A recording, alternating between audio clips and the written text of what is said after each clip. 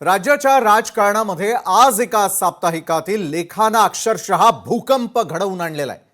शरद पवारांच्या राष्ट्रवादी काँग्रेसचे प्रदेशाध्यक्ष शशिकांत शिंदे यांनी पक्षाच्या अधिकृत साप्ताहिकामध्ये केलेल्या एका खुलाशामुळे विलीनीकरणाच्या चर्चांना आता अधिकृत दुजोरा मिळाल्याचं दिसतंय।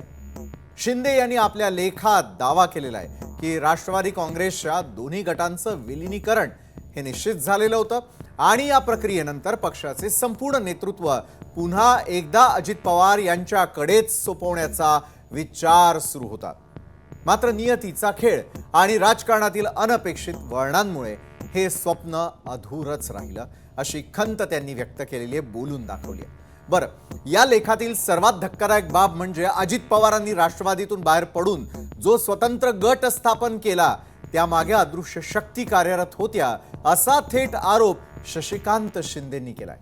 काही अदृश्य शक्तींच्या कुटील कारवायांमुळेच अजित पवारांना शरद पवारांपासून लांब जावं लागलं आणि स्वतःचा वेगळा गट स्थापन करावा लागला असा खळबळजनक दावा याच लेखात करण्यात आलेला आहे। काय आहे या लेखात सुरुवातीला पाहूया।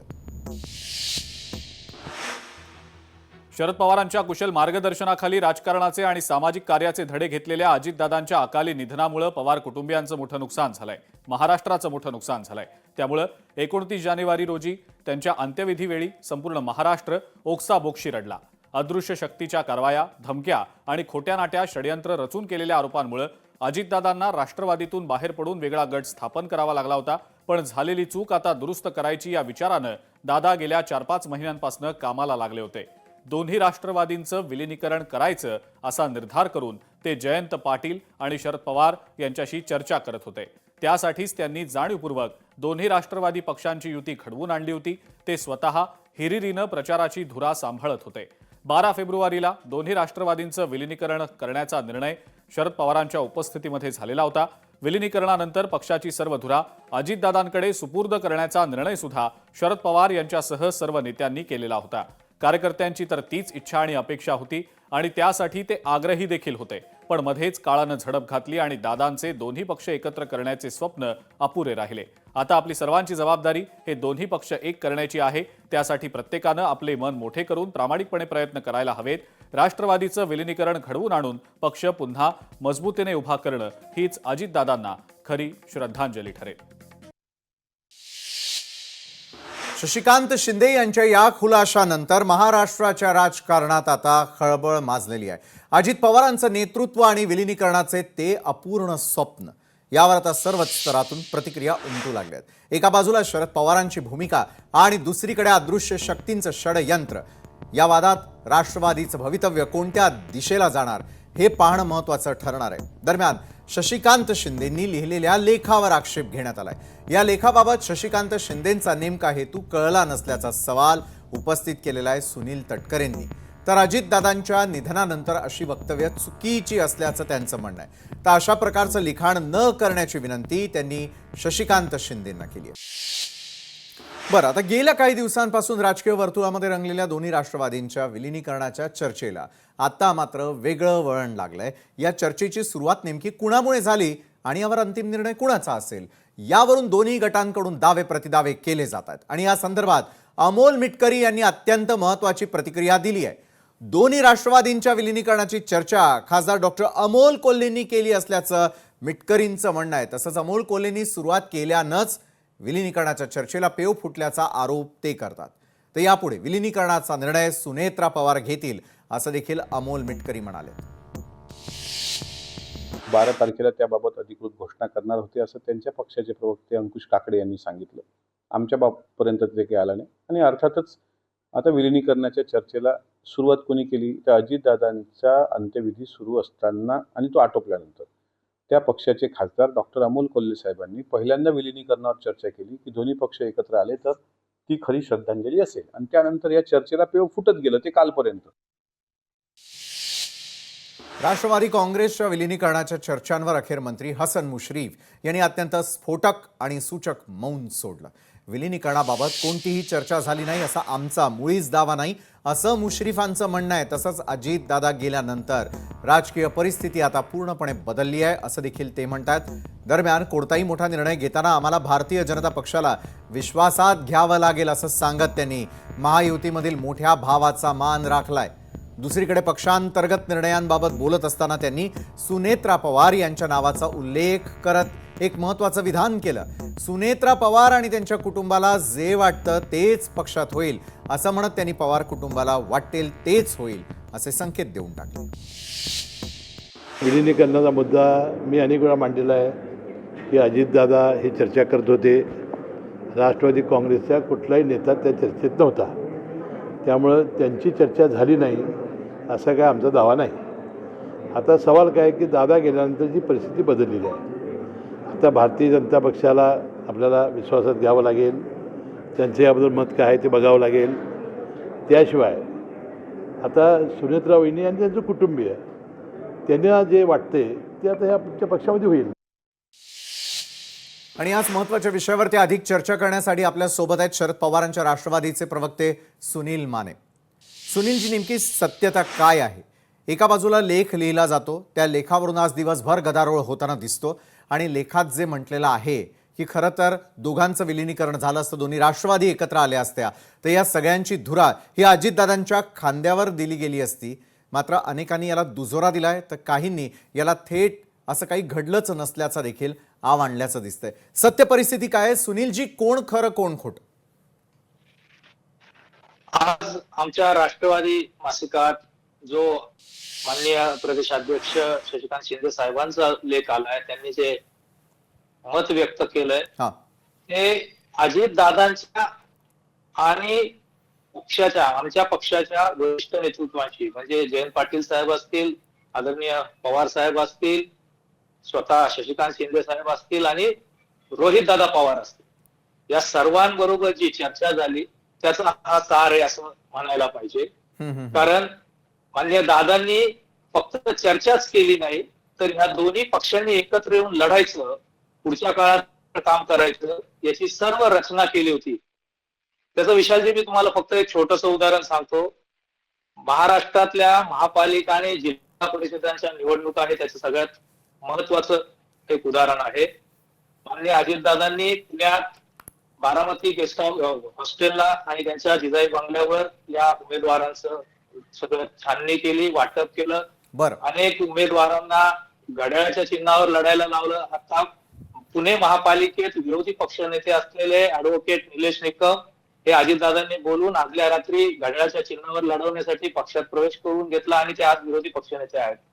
बरं, जिल्हा परिषदेच्या निवडणुकीच्या वेळी जसं महापालिकेच्या निवडणुकीच्या वेळी आमचा उशीर झाला, निवडणुकांच्या सुरुवातीच्या काळात म्हणजे मतदान यादी तयार करणं उमेदवारांची वगैरे त्याचं, जिल्हा परिषदेच्या वेळी अजितदादांनी हा सगळा प्रोसेस बाजूला ठेवला. इव्हन तुतारीच्या म्हणजे राष्ट्रवादी शरदचंद्र पवार पक्षाच्या उमेदवारांच्या मुलाखती अजितदादांनी घेतल्या. हे आपल्याला माहिती आहे का? मी हे आपल्या माध्यमातून राज्याला सांगू इच्छितो. नक्की. मी स्वतः विधान सभेचं जे अधिवेशन नागपूर हिवाळी अधिवेशन असतं, अनेक अजितदादांच्या आमदारांबरोबर पदाधिकाऱ्यांबरोबर आमच्या चर्चा झाल्या. ते आम्हाला सांगत होते की दादांनी आम्हाला निरोप दिलाय की अधिवेशनानंतर दोन्ही पक्षांनी एकत्र मिळून काम करायचं. अजितदादांनी सर्व आडाखे सगळे एकत्र करून ठेवले होते. याच्या संदर्भातल्या ज्या तांत्रिक गोष्टी होत्या, तांत्रिक बाबी होत्या, कारण तुतारीच्या चिन्हावर 8 खासदार निवडून आले, 10 आमदार निवडून आलेत, अन्य पदाधिकारी आहेत वेगवेगळ्या ठिकाणी, त्यांचं कसं काय करायचं याच्या संदर्भात अजितदादा ही टेक्निकल लिगल सगळ्या गोष्टी करत होते. ह्या 12 तारखेला काल जी सगळी चर्चा करणार होते, घोषणा करणार होते अजितदादा, त्याचं हे सगळं सार आजच्या लेखात माननीय शशिकांत शिंदे साहेबांनी दिलंय. त्यामुळे यातली सत्यता ही आहे की दादांनी प्रमुख नेत्यांबरोबर चर्चा केली. बरं, मला असं वाटतं की ज्यांना सांगितलं नाही त्यांच्यावर दादांचा विश्वास नसेल असं मला आता खेदाने नमूद करायला लागतंय. बरोबर आहे सुनीलजी. तुम्ही जो डाऊट उपस्थित करतायत यावेळेला की ज्यांच्यावर विश्वास नाही त्यांना कदाचित सांगितलं गेलं नसेल. बरं, हा झाला इतिहास. भविष्याचं काय? विलिनीकरणासंदर्भामध्ये इतक्या चर्चा सुरू असताना विलिनीकरण रखडण्यामागची मुख्य कारणं या घडीला काय आहेत सुनीलजी? नाही, आता मुख्य कारण म्हणजे आता मुळात अजितदादांची जी इच्छा होती ही आपल्याला सगळ्यांना माहिती आहे. त्यांचे आमदार आता मला थोडंसं करेक्शन आताच आपलं जे काही नॅरेशन झालं त्याच्यात करायचं आहे. हा मी बारामतीला दादांच्या अपघाताच्या दिवशी तिथं हॉस्पिटलला होतो, दुसऱ्या दिवशी अंत्यविधीला होतो. अंत्यविधीनंतर ह्या सगळ्या विषयावर आत्ताचे ज्या वादग्रस्त प्रकरण झालं, हा आदिवासी विकास मंत्री त्यांनी सगळ्यात आधी या संदर्भात चर्चा सुरू केली. सगळे आपले चॅनलचे सगळे सहकारी त्यांना बाईट घेण्यासाठी त्यांना शोधत होते. आपल्याला माहित असेल, आपल्या सगळ्या सहकार्यांशी बोलून बघा. नक्कीच ही नक्कीच सगळी चर्चा आपल्या आमदारांनी, अनेक आमदार आजही बोलतात की दादांची ती शेवटची इच्छा आहे ती त्या दृष्टीने केलं पाहिजे. याचं कारण फक्त एवढं सांगतो मी की हा पक्ष दादांच्या नेतृत्वाखाली अति सक्षमपणे राज्यात काम करत होता आणि पुढची पण वाटचाल दादांना दिसत होती.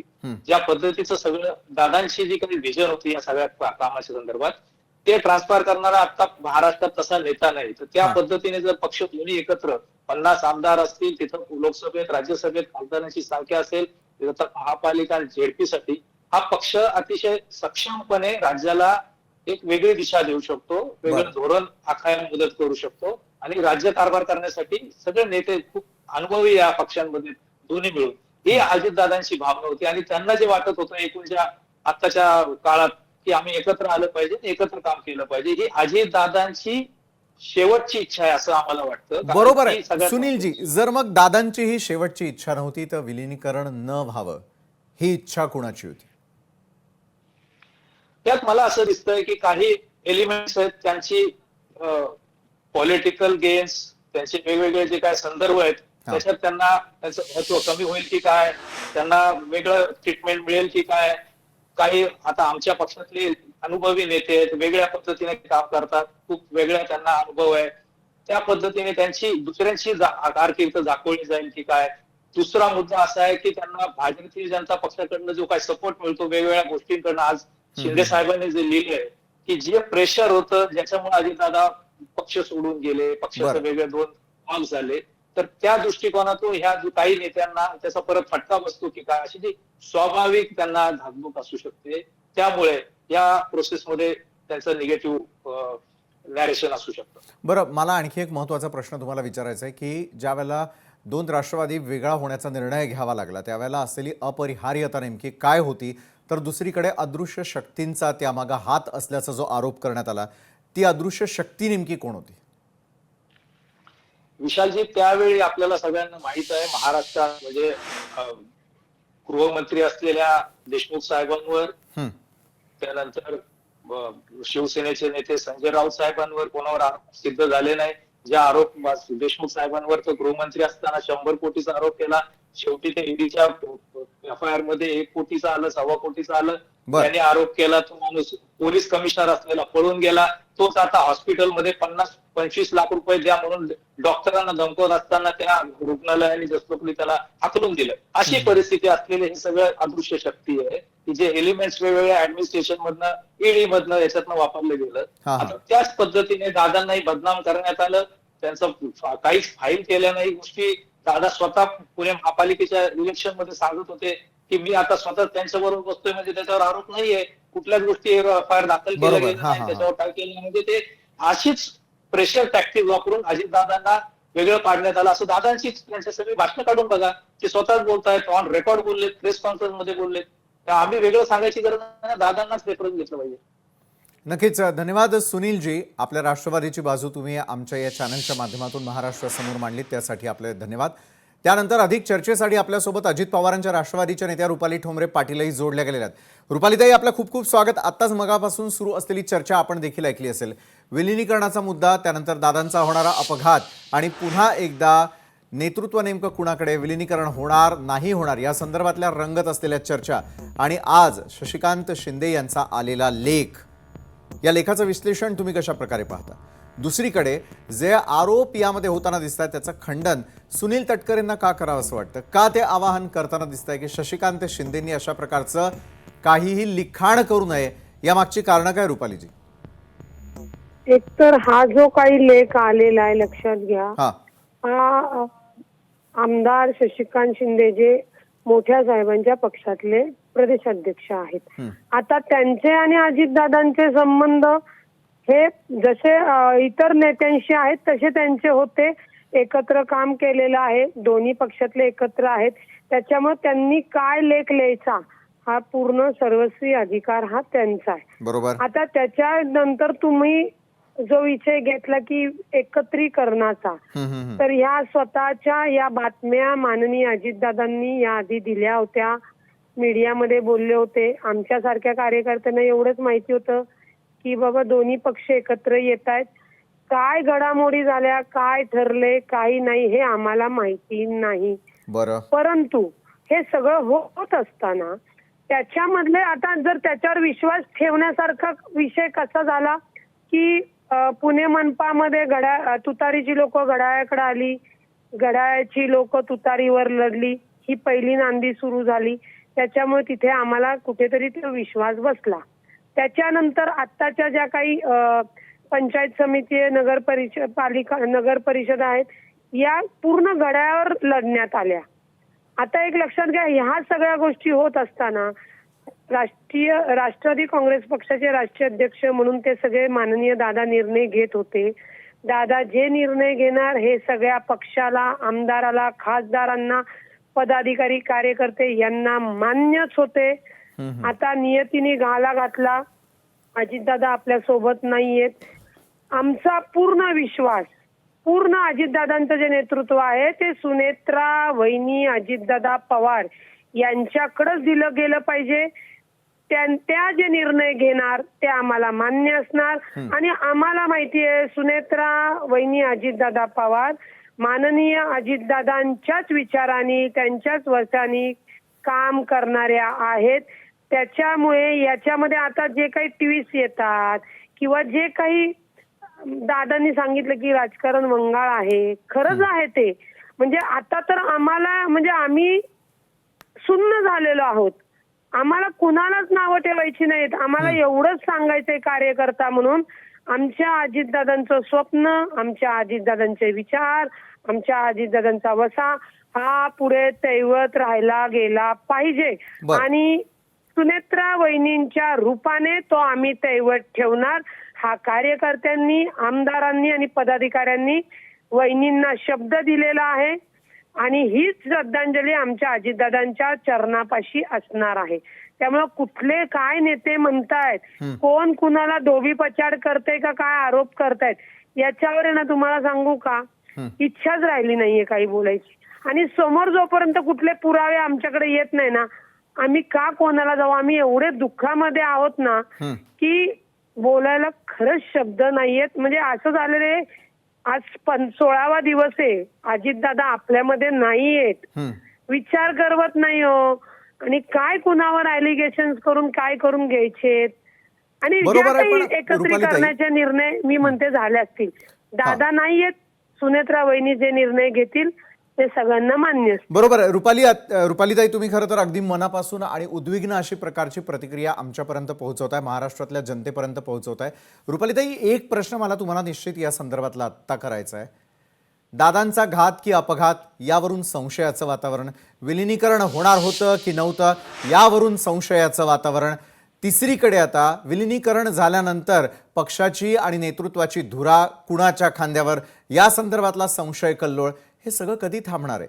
कुणाच्या मनात नेमकं काय चाललंय याचा थांगपत्ता लागत नाही. अनेक ज्येष्ठ नेत्यांच्या कारकिर्दीवर किंवा त्यांनी आता ज्या प्रकारच्या भूमिका मांडलेल्या आहे त्यावरती देखील शंका, कुशंका उपस्थित होताना दिसतात. मग रुपालीताई, कोण खरं कोण खोटं समजायचं आणि खरोखर राजकारणाचा स्तर या लेवलला कधीतरी जाईल याचा विचार तरी करवतो का? कारण गेल्या कित्येक वर्षांपासून तुम्ही राजकारणात सक्रिय आहात. तुम्हाला सांगू का, अजित दादा असं काही होईल त्यांच्या बाबतीत स्वप्नातही वाटलं नव्हतं. पण आता ते जर घडलेले आहेत, 4-5 दिवस तर आम्ही सुन्नच होतो. बरोबर. आणि हे बघा, घात का अपघात आम्ही 4थ्या-5व्या दिवशी आम्ही शिकलेलो आहोत. आम्हाला ज्या काही एखाद्या सर्वसामान्य माणसाचा पण ऍक्सिडेंट झाला ना, तर लक्षात घ्या त्याचे पंच, साक्षी, पुरावे, त्याचे फोटो, या सगळ्या गोष्टी होतात. आम्हाला काय म्हणायचंय, आमच्यामध्ये शंकाचं काहूर आहे. आम्ही त्यासाठीच मुख्यमंत्र्यांना निवेदन दिलं. त्यांनी सुद्धा आम्हाला सांगितलं की या सगळ्या चौकशा केल्या जातील, जनतेला त्याची उत्तर आणि तुम्हालाही त्याच्या पुराव्यानिशी सांगितलं जाईल. तपास होऊ दे ना, कळू दे ना आम्हाला. अपघात आहे तर अपघाताचे ते पुरावे येऊ देत ना. घातपात आहे तर ते पुरावे समोर येऊ द्या. थोडा जरी पुरावा किंवा चौकशीचा अहवाल आला तर त्याच्यावर आम्ही बोलणारे आहोतच. आम्ही गप्प बसणारे नाही आहोत. पण आमच्या मनातली जी शंका आहे ती महाराष्ट्राच्या जनतेतल्या लोकांची पण आहे. आम्हाला कळूनच द्यायचं नाही की घात आहे का अपघात आहे. ही कुठली पद्धत आहे. जरी त्या म्हणजे माननीय सुनेत्रा वहिनींचे पती आहेत, पारदादा जयदादांचे वडील आहेत, रोहित पवारांचे काका आहेत, पवार कुटुंबाचे आहेत, आपले सुप्रिया सुळेंचे भाऊ आहेत. त्याच्या पलीकडे आमच्या महाराष्ट्राचे आमचा बाप माणूस आहे. आमचं दायित्व आहे की पण मग आम्हाला रुपालीताई, हक्क आहे तो विचारण्याचा. यालाच अनुषंगाने मला एक प्रश्न करायचा तुम्हाला. कार्यकर्त्यांच्या मनात जे ते तर स्पष्टपणे बोललं जात आहे, ज्येष्ठांचं या संदर्भातलं मौन नेमकं काय सांगतं? एक सांगू का, माननीय सुनेत्रा वहिनी अजूनही त्या धक्क्यातनं सावरलेल्या नाहीये. आमच्यापेक्षा त्यांना दुःख जास्त आहे आम्हाला माहिती. साहजिक आहे. आमच्या विनंतीला म्हणजे विनंती हे करून त्यांनी अजितदादांच्या परिवाराला ते सावरतायत. त्यांना वेळ देणं खरंच गरजेचं आहे. राहिला जे वरिष्ठ नेते आहेत ते सुद्धा अजितदादांचे सहकारी मित्र परिवार आहेत. आता त्यांनी कधी बोलावं, कसं बोलावं हे आम्ही नाही सांगू शकत.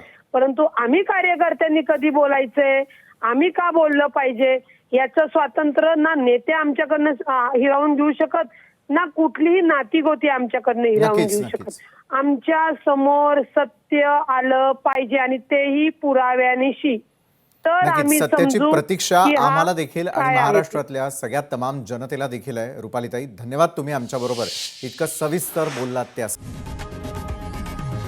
लोकशाही मराठी ऐका, पहा, जागरूक रहा.